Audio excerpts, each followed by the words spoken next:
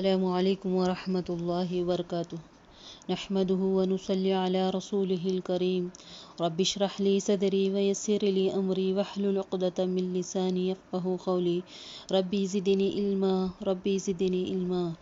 تمام قسم کی تعریف اللہ رب العالمین کے لیے لائق و زیبا ہے، اور اس کے بعد ہمارے آخری نبی محمد مصطفیٰ صلی اللہ علیہ وسلم پر درود ہو۔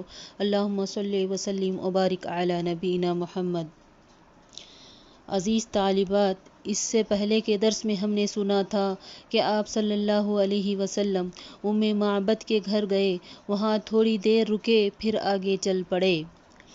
ادھر مکے میں ایک آواز ابھری جسے لوگ سن رہے تھے، مگر اس کا بولنے والا دکھائی نہیں پڑ رہا تھا۔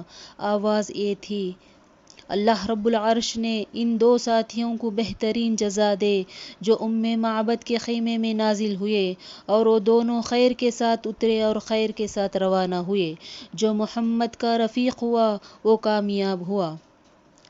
یہ آواز آ رہی تھی مکے کی گلیوں میں۔ حضرت اسماء رضی اللہ تعالیٰ عنہا کہتی ہیں کہ ہمیں معلوم نہ تھا کہ رسول اللہ صلی اللہ علیہ وسلم کدھر کا رخ فرمایا ہے۔ ایک جن یہ شعر پڑھتا ہوا آیا، لوگ اس کے پیچھے چل رہے تھے کیونکہ پڑھنے والا دکھائی نہیں دے رہا تھا، صرف آوازیں آ رہی تھی۔ اس کی آواز سن رہے تھے لیکن اسے دیکھ نہیں رہے تھے۔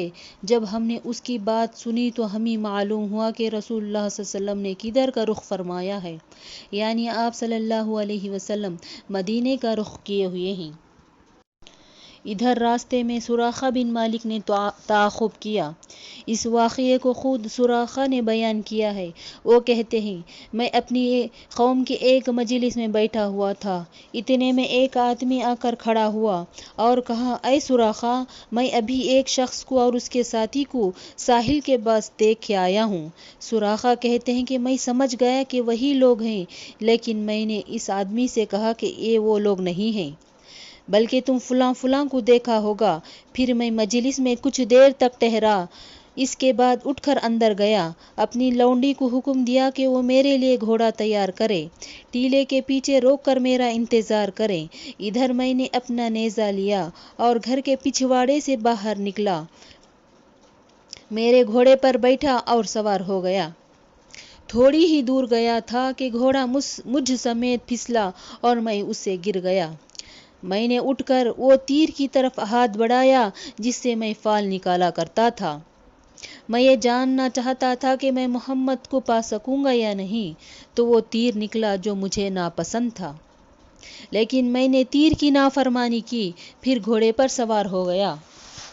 وہ مجھے لے کر دوڑنے لگا، یہاں تک کہ جب میں رسول اللہ کی قرأت سن رہا تھا، ابو بکر بار بار مڑ کر دیکھ رہے تھے، تو میرے گھوڑے کے اگلے دونوں پاؤں زمین میں دھنس گئے، یہاں تک کہ گھٹنوں تک جا پہنچے اور میں اس سے گر گیا۔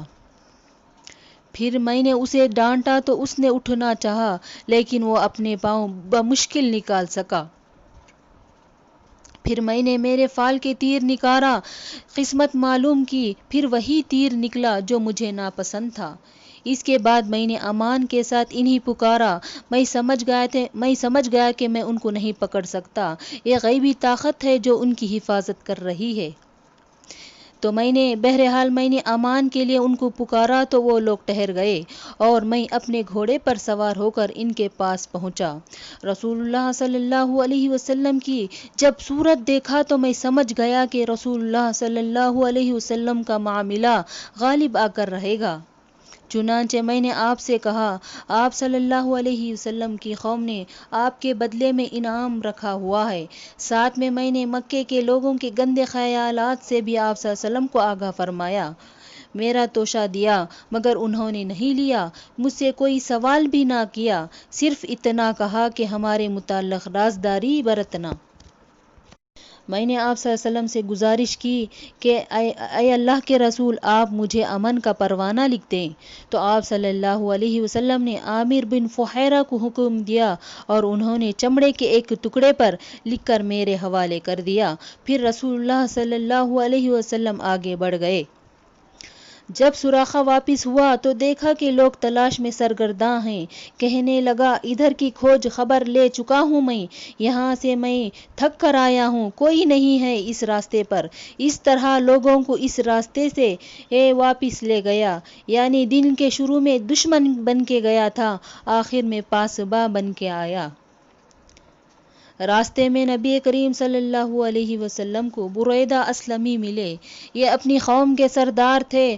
قریش نے جس زبردست انعام کا اعلان کر رکھا تھا، اسی کے لالچ میں نبی اور ابو بکر رضی اللہ تعالیٰ عنہ کی تلاش میں نکلے تھے۔ لیکن جب رسول اللہ صلی اللہ علیہ وسلم سے سامنا ہوا اور بات چیت ہوئی تو نقد دل دے بیٹھے اور اپنی قوم کے 70 آدمیوں سمیت وہاں مسلمان ہو گئے۔ پھر یہ کہتے ہوئے نکلے، یہ تو امن کا بادشاہ ہے، یہ دنیا کو عدالت و انصاف دینے والا بادشاہ ہے۔ 4 نبوت یعنی 1 ہجری کو رسول اللہ صلی اللہ علیہ وسلم قباء میں وارد ہوئے، قباء میں جا پہنچے، یہاں سے ہجری تاریخ شروع ہوتی ہے۔ صحیح بخاری میں حدیث ہے، حضرت عروہ بن زبیر کا بیان ہے کہ مدینے کے مسلمان مکے سے رسول اللہ صلی اللہ علیہ وسلم کی روانگی کی خبر سن لی تھی، اس لیے لوگ روزانہ صبح صبح حرہ کی طرف نکل جاتے اور آپ صلی اللہ علیہ وسلم کی راہ تکتے رہتے۔ طویل انتظار کے بعد لوگ اپنے اپنے گھروں کو پہنچ جاتے۔ جب دوپہر کو دھوپ سخت ہو جاتی تو واپس چلے آتے۔ ایک روز طویل انتظار کے بعد لوگ اپنے اپنے گھروں کو پہنچ چکے تھے کہ ایک یہودی اپنے ٹیلے پر کچھ دیکھنے کے لیے چڑھا۔ کیا دیکھتا ہے کہ رسول اللہ صلی اللہ علیہ وسلم اور آپ کے رفقا سفید کپڑوں میں ملبوس، جن سے چاندنی جھلک رہی تھی، تشریف لا رہے ہیں۔ یہ سن کر ہی ہمارا دل دھک دھک کر رہا ہے، یہ سن کر ہمیں خوشی ہو رہی ہے کہ وہ منظر کیسا ہوا ہوگا، اس وقت کا منظر کیا ہوگا۔ بہرحال ایک یہودی اس منظر کو دیکھ کر اس نے بے خود ہو کر نہایت بلند آواز سے کہا، لوگو، یہ رہا تمہارا نصیب جس کا تم انتظار کر رہے تھے۔ یہ سنتے ہی تمام مسلمان ہتھیاروں کی طرف دوڑ پڑے اور ہتھیاروں سے سج دھج کر آپ صلی اللہ علیہ وسلم کے استقبال کے لیے امنڈ پڑے۔ پھر آپ صلی اللہ علیہ وسلم سے ملے، آپ کے پاس جمع ہو گئے۔ اس وقت آپ صلی اللہ علیہ وسلم پر وحی نازل ہو رہی تھی۔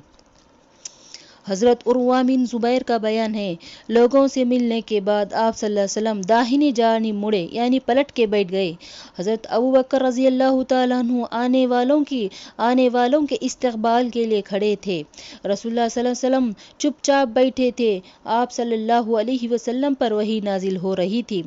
انصار کے جو لوگ آتے جنہوں نے رسول اللہ صلی اللہ علیہ وسلم کو دیکھا نہ تھا، وہ سیدھے ابو بکر رضی اللہ تعالیٰ عنہ کو سلام کرتے، یہاں تک کہ رسول اللہ صلی اللہ علیہ وسلم پر دھوپ آ گئی۔ حضرت ابو بکر رضی اللہ تعالیٰ عنہ نے چادر تان کر آپ صلی اللہ علیہ وسلم پر سایہ کیا، تب لوگوں نے پہچانا کہ یہ رسول اللہ صلی اللہ علیہ وسلم تھے۔ یہ تھے آپ صلی اللہ علیہ وسلم کی سادگی، یہ تھے رسول اللہ صلی اللہ علیہ وسلم کے اخلاق۔ بہرحال آپ صلی اللہ علیہ وسلم کے استقبال اور دیدار کے لیے سارا مدینہ امنڈ پڑا۔ ایک تاریخی دن تھا جس کی مثال سرزمین مدینہ نے کبھی نہ دیکھی تھی۔ آج یہود نے بھی تعجب سے نبی کی اس بشارت کا مطلب دیکھ لیا تھا۔ ادھر مکے میں حضرت علی بن ابی طالب نے مکے میں 3 روز ٹھہر کر لوگوں کی جو امانتیں رسول اللہ صلی اللہ علیہ وسلم کے پاس تھیں انہیں ادا کر کے پیدل ہی مدینے کا رخ کیا اور قباء میں رسول اللہ صلی اللہ علیہ وسلم سے آ ملے۔ رسول اللہ صلی اللہ علیہ وسلم نے قباء میں کل 4 دن پیر، منگل، بدھ، جمعرات قیام فرمایا۔ اسی دوران مسجد قباء کی بنیاد رکھی اور اس میں نماز بھی پڑھی۔ یہ آپ کی نبوت کے بعد پہلی مسجد تھی جس کی بنیاد تقویٰ پر رکھی گئی، جس کا تذکرہ قرآن میں بھی ہے۔ 5ویں دن جمعے کو آپ صلی اللہ علیہ وسلم حکم الہی کے مطابق سوار ہوئے۔ حضرت ابو بکر رضی اللہ تعالیٰ عنہ آپ کے ردیف تھے۔ آپ صلی اللہ علیہ وسلم نے بنو نجار کو، جو آپ کے ماموں کا قبیلہ تھا، اطلاع بھیج دی۔ چنانچہ وہ ہتھیار لیے حاضر ہوئے۔ آپ صلی اللہ علیہ وسلم اس کے بعد مدینے کا رخ کیا۔ بنو سالم بن عوف کی آبادی میں پہنچے تو جمعہ کا وقت آ گیا۔ آپ صلی اللہ علیہ وسلم نے اس مقام پر جمعہ پڑھایا جہاں اب مسجد نبوی ہے۔ آپ صلی اللہ علیہ وسلم کے ساتھ کل 100 آدمی تھے۔ جمعہ کے بعد نبی کریم صلی اللہ علیہ وسلم مدینہ تشریف لے گئے۔ اسی دن سے اس شہر کا نام یثرب کے بجائے مدینۃ الرسول، شہر رسول اللہ صلی اللہ علیہ وسلم پڑ گیا۔ یہ نہایت تابناک تاریخی دن تھا۔ گلی کوچے سے یہ آواز گونج رہی تھی، انصار کی بچیاں خوشی و مسرت سے اشعار پڑھ رہی تھیں، طلع البدر علینا، طلع البدر علینا۔ انصار اگرچہ بڑے دولت مند نہ تھے، لیکن ہر ایک کی یہی آرزو تھی، ہر ایک کی یہی خواہش تھی کہ رسول اللہ ان کے یہاں قیام فرمائیں۔ چنانچہ آپ انصار کے جس مکان یا محلے سے گزرتے، وہاں کے لوگ آپ کی اونٹنی کی نکیل پکڑ لیتے اور عرض کرتے، اے اللہ کے رسول ہمارے ہاں تشریف لائیے، اے اللہ کے رسول ہمارے ہاں تشریف لائیے۔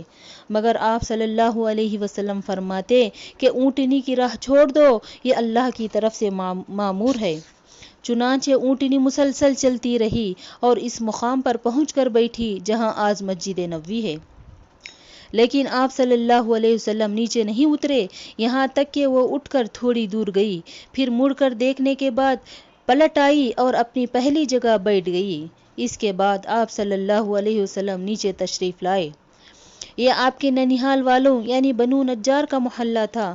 اب بنو نجار کے لوگوں نے اپنے اپنے گھر لے جانے کے لیے رسول اللہ صلی اللہ علیہ وسلم سے عرض و معروض شروع کی، اے اللہ کے رسول آ جائیے ہمارے پاس، اے اللہ کے رسول ہمارے پاس آ جائیے۔